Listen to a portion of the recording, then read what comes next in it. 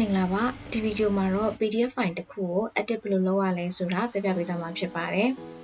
အဲ့လိုလုပ်ဖို့အတွက်ကိုယ့်ရဲ့ကွန်ပျူတာမှာ Adobe Acrobat ရှိရမှာဖြစ်ပါတယ် Adobe Reader နဲ့ဆိုရင်တော့ edit လုပ်လို့ရမှာမဟုတ်ဘူးเนาะ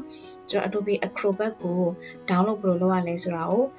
ကျွန်မဒီဗီဒီယိုလုပ်ပြီးသွားရင်ဒီ description မှာ link လေးထည့်ပေးထားပါမယ်အဲ့ဒီ link မှာသွားကြည့်လို့ရပါတယ်အရင်ဆုံးပေါ့နော်အဲ့လိုလုပ်ဖို့အတွက်ကျွန်မ PDF file တစ်ခုကိုဖွင့်လိုက်ပါမယ်ခုဒီမှာဆိုရင်ကျွန်မ PDF file တစ်ခုကိုဖွင့်ထားပါတယ်အဲ့ဒီ PDF file ကိုကျွန်မကချဲ့လိုက်မယ်ပေါ့နော်မြင်သာအောင်လို့အဲ့လိုချဲ့မယ်ဆိုရင်ဒီမှာအပေါင်းလက္ခဏာလေးရှိပါတယ်အဲ့ဒါကိုနှိပ်လိုက်ပါမယ်ပြီးတော့ဒီဘေးနားမှာညာဘက်ဘေးမှာဘားတန်းရှိတယ်နော်ဒီဘားတန်းလေးကိုအပေါ်အောက်ဆွဲတာလေးလုပ်လိုက်ပါမယ်ဒါဆိုရင်အပေါ်အောက်ဆွဲတာပေါ့နော်ဆိုတော့ကျွန်မဒီအောက်ကဒီအကွက်လေးဟာကို edit လုပ်ပြမယ်ဆိုတော့ဒါကို edit လုပ်မယ်ဆိုရင်ဒီထိပ်မှာပေါ့နော်ဒီမှာ edit ဆိုတဲ့ပုံလေးရှိတယ်အဲ့ဒါကိုနှိပ်လို့ရတယ်လို့ဒီညာဘက်က tools ကိုလည်းနှိပ်လို့ရပါတယ်အဲ့ဒါကိုနှိပ်လိုက်ရင်ဒီလိုညာဘက်မှာ box လေးတစ်ခုကျလာမယ်ပေါ့နော်ဆိုတော့ကျွန်မကtext တွေကို edit လုပ်မှာဖြစ်တဲ့အတွက်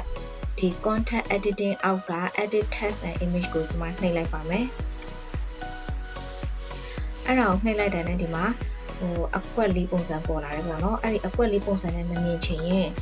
ဒီအောက်မှာ outline text and image မှာအမှန်ချစ်လေးကိုဖြုတ်လိုက်လို့ရပါတယ်အဲ့ဒါဆိုရင်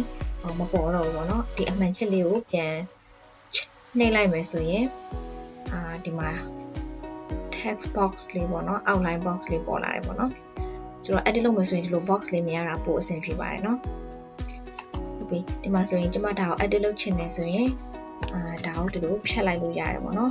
ဒါမှမဟုတ်ရင်လည်းဒီပေါ်မှာအပေါင်းလိုပုံစံလေးပေါ်လာရင်keyboard မှာ delete လုပ်နှိပ်လိုက်ရင်လည်းဒါပြတ်သွားပါတယ်ဒါမှမဟုတ်လည်းကိုကအများကြီးကိုဖြတ်ချင်တာဆိုရင်ဒီလိုမျိုးဖြည့်ပြီးတော့ select လုပ်လိုက်ပြီး delete လုပ်လိုက်လည်းရပါတယ်ဟုတ်ကဲ့ဒါကတော့ text ကို edit လုပ်တာပေါ့နော်ဥပမာဒီမှာကျွန်မကစလုံးပေါင်းပြင်မယ်ဆိုရင်သူ့ကို select လိုက်တယ်ပြီးရင်ကိုရိုက်ချင်တဲ့ text ကိုရိုက်လိုက်လို့လည်းရပါတယ်ဒါကတော့ဒီရှိပြီးသား text ကို edit လုပ်တာပေါ့နော်နောက်တစ်ခုကကြတော့ဒီမှာ image ကိုထည့်ချင်တယ်ဆိုရင်ဒီမှာ add image ဆိုပြီးတော့ပုံအသစ်လာထည့်လို့ရတယ် add text ဆိုတာစာအသစ်ထည့်တာပေါ့နော်ဒီမှာကျွန်မ add text ကိုအရင်လုပ်ပြပါမယ်သူ့ကို click ထောက်လိုက်မယ်ပြီးရင်ကျွန်မစာထည့်ချင်တဲ့နေရာမှာ click နှိပ်လိုက်မယ်ပြီးတော့စာရိုက်လိုက်မယ်နော်စာရိုက်လိုက်ပြီဆိုရင်လည်းစာကို edit လုပ်ချင်တယ်ဆိုရင်